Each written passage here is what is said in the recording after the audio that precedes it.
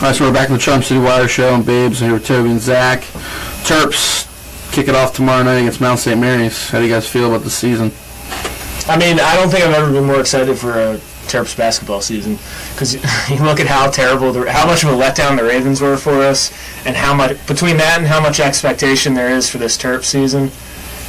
How can you be anything but pumped for this? Oh yeah, this gotta be since like the glory years, like with Gary and Dixon and Blake and those guys, and they're loaded. If they, if they play to their potential, they can go a long, long way, and it's exciting. Final Four or bust.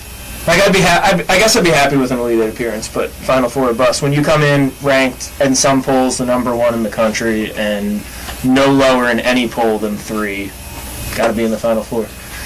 It's weird. I mean, none of them obviously have experience doing that, but obviously nobody on Kentucky ever does or anything like that, so who knows? I mean, they got an elite coach, though. Is Turge actually nervous? I don't know. That's one of the biggest concerns about the team is Turgeon. I actually was thinking about this morning. Who would you rather have? Would you rather have a guy like Gary who does not like recruiting at all, but can coach anybody, or would you rather have a guy like Turgeon who clearly can recruit but has not shown to be the greatest on-court coach? Who tactician, X's and O's, man. You want Gary? Yeah, I want Gary. I think I'm with Turgeon these days. Or Gary, I feel like you can manufacture some knowledge from those other guys sitting further down the bench. Assistance if you're not as good of an X and O guy. But I feel like recruiting is. I think this day and age, you have to be a recruiter or else you're a nobody. Because the top guys don't stick around for longer than a year, and Gary never went for those guys. So I'm not happy Gary is gone, but obviously it's been a couple of years now, so he probably, but. Well, no, I'm not trying to hang on Turgeon. I feel like Turgeon is a good coach overall. And, he's done a great job of recruiting. It's just you look at he's never really been deep in a tournament before. I'm more worried, he's in these tight games. No, but he's gonna get it done. Yeah, you're right. I mean, that's fair. And it's also gonna be tough. Managing the egos and the playing time where it has to do that. It's just heavy the crown. You're an elite team, But that's what happens when you have a lot of talent. Yeah, it's a good problem to have. Yeah, it's a good problem to have. Unfortunately, one of the guys we kind of expected a lot out of this year, Deion Wiley, is now out for about 4 months, maybe the whole year. Big loss or no? I don't think too much. I feel bad for Wiley, but I feel like with Suleiman and Nickens on the wing already, I don't think he was getting much playing time anyway, to be honest. I feel like he was kind of the odd man out. I don't know. I heard he was actually... There was a report that Turgeon told him a couple days before the injury he was going to be the starter. Really? Which I find surprising. But he was. I'm pretty sure he was a higher recruit coming out than Nickens was. Yeah. But Nickens got more playing time last year. But who do you think their biggest competition in the Big Ten? Ohio State. The Big Ten's not really that good this year. Because Wisconsin lost their... last year, clearly Wisconsin was the number 1, then there was the rest of us, but... Michigan State's always going to be tough. Yeah, Michigan State will be tough. There's nobody... There's no real rival. No real, super big, the Terps or Wisconsin last year type rival. I think if we don't win the Big Ten, that's an absolute joke. It would be a letdown. I feel like pretty much everyone's picking us to win it, but you'd have to. Look at the other team. There's a lot of really solid teams in the Big Ten right now, but there's nobody. We're a clear-cut favorite. We got the big Georgetown game coming up this week or Tuesday. That's really cool. Is Scott Van Pelt going to be doing a show from there? I think they're doing a sports center. Yeah, after the game at college. I know he said he wanted to. I didn't know if they actually confirmed it or not. The game's on ESPN too. And then that's really cool. I'm glad they're doing a home and home with them. I think, and that's a good rivalry. That's good for the game. No, it's a great rivalry. It's pretty cool. Proximity, yeah. And then the Terps also have North Carolina and UConn out of conference before Big Ten play kicks off, which is a cool schedule to have. Would you be all right? You'd have to be all right with winning 2 out of those 3, right? UConn, North Carolina, Georgetown. Oh yeah, definitely. Definitely. Because you can't expect to win all 3 of them. Realistically, especially with North Carolina in there. So, realistically, if you look at each game, they should be clearly favored over UConn and Georgetown, and then Carolina could be a wash, but... Yeah, I don't see them winning in North Carolina. I think they won the first 2, though, but I don't see them winning in North Carolina. North Carolina's 2? Like 2-1. It's Maryland, North Carolina, Kentucky, all jumbled, depending on what poll. I don't know. Have we beat North Carolina since Surgeon got here? I feel like they've kind of had a number in recent years. They really beat. They have, but we're a different team though. But I think it's going to take some time for this team to gel. How alarming will be early season losses, even losses that we shouldn't take. Well, I don't think there's a chance we lose any game other than one of those 3 out of conference, because the rest of the conference schedule is pretty weak. We got not same areas, obviously. Cleveland State, it lose to one of those teams. I bet on Cleveland State a lot. They cover. But and then the Terps just announced this week they got 2 more 4-star recruits coming in for next year. Anthony Cohen is a 5'11" point guard, so a pretty short guy out of Bowie. And then we have a tall shooting guard, Kevin Herter, who's 6'6", out of Clifton Park, New York. Skinny little ginger. So, tall ginger, but skinny guy. Restocking the cupboard. Put some weight on that guy. Heard Layman put on some weight. Looks good, but anyway. But no, I like how you're having a tough out-counter schedule. I thought that's good. You want to get those test yourself early on. You don't want to beat up on all those soft schools at home. Plus, it looks good later on when they're doing the bracket selection. There's nobody in the Big Ten that's really would be that marquee win. Obviously, if you win in North Carolina, that's that win. So, if we're on the bubble, God, it'd be great. God, we better not be on the bubble. No, I don't mean on the bubble. I'm saying if we're on the bubble between a 1 and 2, or that would be incredible. But if it's that kind of wins. It is great though, yeah. I love our time Final Four. Just 2 years ago, it's I hope you make the tournament. It's we're selling out, just getting the dance. Now it's make the tournament. Probably not. Now it's should be a 1 or 2.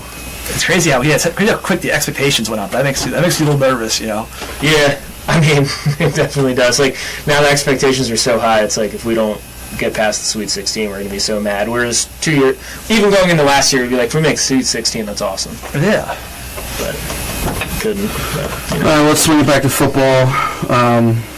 Interesting slate this week. Got the Green Bay Packers at home against the Lions. That should be a bloodbath. Big favorite. Big favorite there. 11.5 point favorite for the Packers. I think the Packers completely blow them out of the water. Yeah, I do so. Should be a fantasy bonanza for the Packers. The Packers aren't playing great right now, but then maybe they did find themselves at the end of the Carolina game.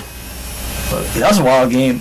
That was a cool game. It was nice how Rams had a bye. I thought that was one of the most exciting days of football in a long time. Yeah, I thought the game was a lot of good games. Like the Rams, Vikings, and then the Steelers, Raiders, which probably means a lot.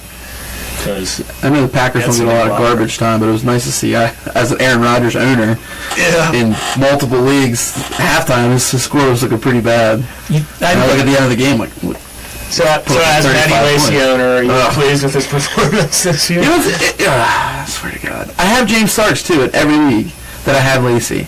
And I've yet to play him and think, all right, this is the week. They're going to get Lacy back on track, Man, the guy's dead. Didn't they name Starks one this week? Oh, did they really? Yeah. Wow. That's insane. That's crazy. They'll come back and screw me because as the weather gets colder, they'll swing back to Lacy and they'll try to pound the ball. And I'll just get screwed. That's what Joey be in the Looney's league. I hope you start Starks this week and Lacy gets a couple goal line touches. I'm sure. It's coming. I see it coming from a mile away. Season-wise, are you worried about the Packers a little bit, or do you think it's one of the top teams in the league? I think they're still one of the top teams in the league. I mean, there was a pretty tough 2-game slide. I was thinking more of how the shoving match they got into, and Aaron Rodgers slamming his computer at the end of the game. I wonder if I don't know. It's kind of nice. I'm alright with him slamming. I don't have a problem. I feel like the Packers are a team that just coast all the time. So I mean, it's kind of nice to see them, be human. Well, remember I think it was the beginning of last year they were struggling a little bit. The RELAX. Relax kind of thing. I think that's the same thing this time. I think it's when you're down, everyone says when you're down in the NFL, you're never as far down as you think you are, and vice versa. So, let's see, what other good games do we have this weekend? I mean, Browns at the Steelers is obviously a rivalry. But I thought the most intriguing was Sunday night was the Cardinals at Seattle. Cardinals at Seahawks. That'll be a cool one to watch, yeah. I thought the Seahawks really need that one. Patriots going to New York against the Giants. That's always a cool game, just because of what happened in the Super Bowl. Giants have a number. I was reading somewhere today that we talked about a lot last week about how good the Patriots have looked, but they've played, they played the Steelers without Le'Veon Bell. They played Buffalo, which at the time was like a great win, but they've kind of come back down to earth. Like, they really haven't had the huge win against the heavy competition. They beat the Jets, but that was in right, with Ryan Fitzpatrick. So what you're saying is if you sneak in as 60, they better pray to God they don't see us. Is that what you're saying? They should be... Well, I think all of that should be worse. They don't want it with us. No, they don't. We can be I'll never forget those 7. Remember they came here and we were terrible? I had the Ravens +4 first quarter in that game. Kyle Bowler throws that ball. First quarter, +4. Kyle Bowler throws that prayer down the sideline. I think like DeVar Darling or something like that. It was bad. The best thing I remember from that game is Bart Scott throwing the flag on the end zone. I also remember McGahee juked Sayles about he turned around. Like he did a complete 360. He that was probably the most enjoyable loss they've ever been in Ravens history. I mean, it was also the most frustrating, though. Yeah. I don't know. I was just so glad how we played like that. And that team was beating the hell out of everybody, and we were so bad. And we were. I think we finished 5-11 that year. I think because that was the year before 5. We lost, I think, 8 straight or something. Like we started 4-3, I think, and we just because that's when McNair got hurt, right? And the season just torpedoed. Well, that game was probably one of the most memorable games we've had here. Unfortunately, we lost it, but yeah, it's a lot of points too. 7.5 points. That's on my locks. If you do that now or later, but I like the Giants a lot. Good. You're talking about how everyone's got a lot of parallels to the 07 Patriots and the current team, but Vegas is smart. They adjust. The 07 Pats, they started the season 8-0 against the spread, but went 2-9 down the stretch. I think you see the Patriots. These lines are get higher and higher. Because Vegas knows, every average Joe which wants to bet the Patriots wants to bet the Patriots. Right. So these lines are going to get huge. There's a lot of line value in 7.5 points of the Giants at home. Like the Giants a lot at home. And then I had Pittsburgh at home against the Browns. Pittsburgh's laying 5. And their quarterback situation's terrible, but the Browns just don't win in Pittsburgh. They've lost their last 11 in Pittsburgh. And how much better is their quarterback situation? Yeah, exactly. Both teams, you feel like both teams' quarterbacks are almost like a wash, and Pittsburgh has so much more talent in skill positions, and they can cover that spread. And D'Angelo Williams he's been a hell of a backup for Bell. He's banged up a little bit, but I think it's foot problem. Is he? Well, I don't think he's going to play, but I don't think he's ruled himself out. I know he's trying to play. I think they got kind of lucky with that injury because I think they have the bye next week, so he's probably going to miss the one game. Right. Yeah. I feel like that was a lot more serious when it first happened. All right, babes, you got yours? I don't even know if I should do mine. I've been so bad. Literally, my picks have been horrible. I mean, I'm taking Green Bay this week. I'm laying the points. Yeah. Rodgers 37-17 against the spread versus NFC North opponents. I mean, Detroit is coming off a bye. So that's the only thing I'm really worried about. I mean, they're talking about shopping Matthew Stafford in the offseason. Seems like that team's in turmoil right now. How crazy is that from where he went to? Yeah. He was He was. A lot of people were saying he was the 8th best, 8 to 10 top quarterbacks, and now he's tanked. I think he's gonna be a prime a trade candidate this offseason. I think they were probably get rid of him. They're Cleveland's interested. Oh, they should be. They got the future already. They got China football. What did you think about him on Thursday night? How he looked? I thought he had some decent drives. The way he plays, it's never going to be sustainable. He's such a wild card. He's rolling out, he's throwing the ball on the run. It's not going to continue. He'll make plays, but I think it'll be one of those things where he makes a couple plays. You're like, oh, this guy works, and then he'll just kill your dreams. That's not a winning formula in the NFL. I remember that too. I'm just holding up. He's tiny. He's fast. But he's small. He's a small dude. And it's not like he's just short. Russell Wilson's short, but he still has some meat on him. Giant football is small. His receivers are doing about he favors though. Jeez, a lot of brutal drives. No, that's the thing. See, it was Dwayne Bowe in that game. Yeah, that was funny. I think G-Man's he says Dwayne Bowe has no catch this season, and there's the first one. Isn't he getting paid $11 million this year? I don't know, man. That's a lot. That was an $11 million 4-yard catch. How many locks do you give? You give all yours? Yeah, okay. Unless anybody wants just to bet against me. Just take the line. I may as well just pick the opposite. Right. All right, for mine, I like the Titans. They're getting 5 at home against the Panthers. Guess what? I like the Titans too. So you're screwed. Turn it around. The Panthers play every game close, and 5 points at home is a lot. I mean, the Titans are bad, but they're better with Mariota than they were with, like, people are kind of thinking how bad they were 2 or 3 weeks ago. That was with Mettenberger, not Mariota. Plus, this is a great spot for a letdown for Carolina. It's definitely a trap game. Was it 2 big wins at home, then go on the road against a team that they should beat? I think that's a good bet. I like the Vikings on the road in Oakland. They're getting 3 points. I think the Vikings are for real. Well, depending on Teddy Bridgewater's health. I think he's a better I think both these teams are real. I kind of like Oakland in this game just because of the spot. Like, all good. Right, exactly. It's better for you. But, yeah, I think both these teams are really good, man.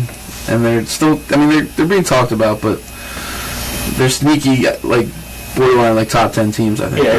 Yeah, no, I think the Vikings for sure top 10. Just because, I mean, there's not that many great teams. Right. They're, like, solid teams. For as bad as the Vikings looked week 1, I think they only have 1 loss since then.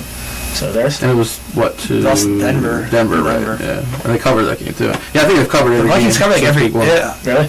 I actually didn't. I think they're in a close game every week, and they found a way to pull it out. But I know it's a very good. I'm interested to see that game. I kind of think there's 2 probably wild. Yeah, it's a cool game teams. for like an AFC versus NFC that normally you don't care that much about. That's kind of a cool game to watch, especially because there's not that many other great games this week. Yeah, it's a pretty weak slate. It's actually for as good as last week was. Well, this is not a great one. Well, air till Saturday, but I'm excited about the Thursday night game, tonight's game. I think the Jets and Bills should be an interesting one. Yeah, that's true. Yeah, I wasn't thinking about that one. I was just kind of looking at all the Sunday ones, but that's a good game. Nobody talking about Monday night. Houston Texans going into Cincinnati. Monday Night Football, is it? I don't care about Monday Football anymore. It's like you spent the premier game, you get all excited. So bad. It's so weird too. Like they never have any. Like they don't have any like Ravens Steelers, like Jets Patriots. They have like Cardinals Ravens. Like we were both supposed to be good this year, but it's such a random game. I think the Sunday nights taking Sunday nights, the best games. Yeah, well, Sunday night if I have to watch another NFC North game, I think Monday night, like, unless I have big fantasy applications, like, I don't even care. That's the only thing I think Monday Football is the fantasy game, and that's it now. Yeah. It's like not like the big deal. Thursday nights are a question, too, because I think every team has one Thursday game, right? So so you got to have, like, a game where the Jags are playing, which, you know, I mean, I'm fine watching that, because I'll watch the Jags all day, every day. But it's amazing the NFL hasn't figured out a way to line up the Thursdays with bye weeks. Like, it's pretty ridiculous just, to play on 3 days rest after playing Sunday. Yeah, but at the same time, I think that diminishes from the importance of a bye week, because then your bye week wouldn't be a full week off, really. Or I guess it would. You know what I'm saying? Like it wouldn't be 14 Plus, days teams off. kind of look forward to that mini bye they get right on Thursdays, so. Yeah. It just sucks. I mean, the better team almost always comes out. They always cover, like, even if they're not even on home or away. Like, I mean, just you knew the Bengals were going to end up blowing Cleveland out. All right, you want to get into just hit on your fantasy studs and duds before we wrap this thing up? I got a lot this week. Good.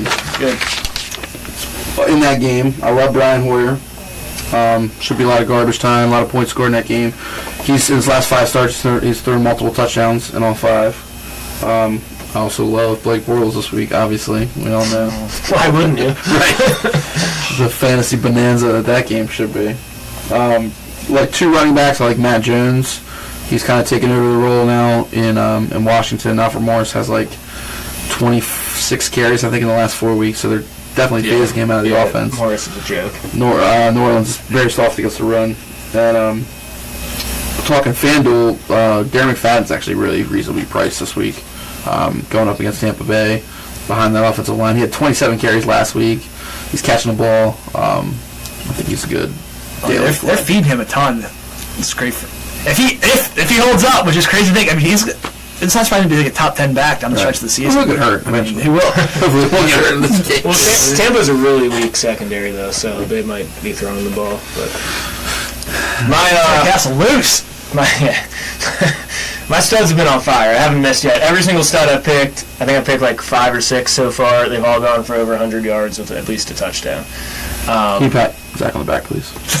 Can you both pat me on the back? I can't reach you, sorry. I'm going to have to dig deep. I'm going to the archives now and try to figure this out.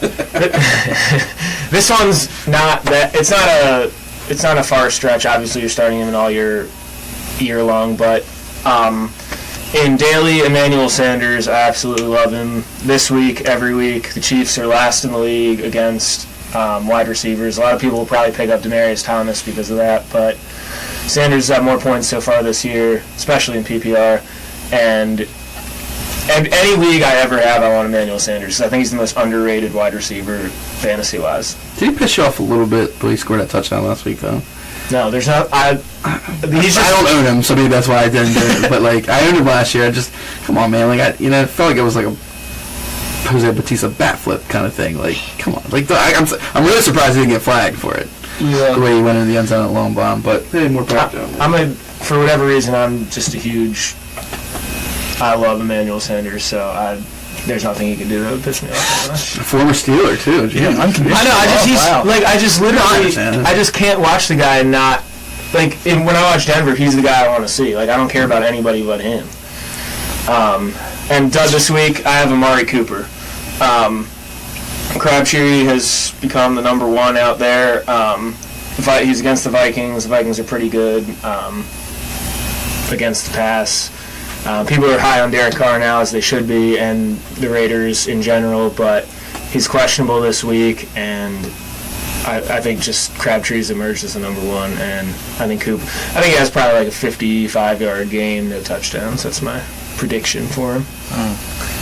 Man, my star, we touched on him earlier, but James Starks, I think he's surpassed Lacy now. I think he's tied for the 21st most expensive running back this week. And I don't think Green Bay doesn't have any problem moving the ball, scoring points. And they should be running it at the end of the game. Yeah, and the Lions giving up the third most points to fantasy running backs this season. So I think it's right for the picking for James. Then my dud is Larry Fitzgerald. He's on the Fountain of Youth this year. He's been great, but he's the 14th highest receiver this week, and that's just a brutal matchup. Seattle's gives the fewest points to wide receivers on the road. Yeah, that's going to be a low-scoring slugfest. I guess go somewhere else for my number. But that's number the Sunday night one, right? Yeah, that's Sunday night. Yeah, my dud was Carson Palmer. That's it. Yes. Plus, Richard Sherman will be jacked up for Sunday night. Yeah. So. Yeah, I don't know. It's like Richard Rodgers going deep into the well, tight ends. Lions have let 6 of the last 8 tight ends they faced scored touchdown. So. And he got 2 last week, right? Yeah, he did get 2 last week. No yards. He had a funny. I think it was like 13 yards or something. It was like 5 for 19 with 2 touchdowns. Even Eifert was like the big tight end last week, and he didn't get that many yards. No. What, he had like 3 catches that were all touchdowns or something? It was against him in 2 leagues. So I have Richard Rodgers like at 1 league. It's like certain tough to play those guys, like, because they're gonna get a touchdown or get you 15 yards. Yeah, I've been streaming tight ends all year between like. It's just been so frustrating. Like between him, tight ends are in a weird position this year because you normally have Jimmy Graham at the top, and you normally have like some other guys you can feel like you can count on like throughout the year, but not lately. That's bad. You almost for tight ends, unless you have like Jimmy Graham, Gronkowski, or Olsen, or like Gary Barnidge or something, you're kind of doing you're kind of doing like the week by week, just play about the matchups. All right, well, that's going to do it for us this week. We are the Charm City Wire Show. Follow us on Facebook, Twitter. Check out our podcast. And we will see you next week. Thank you.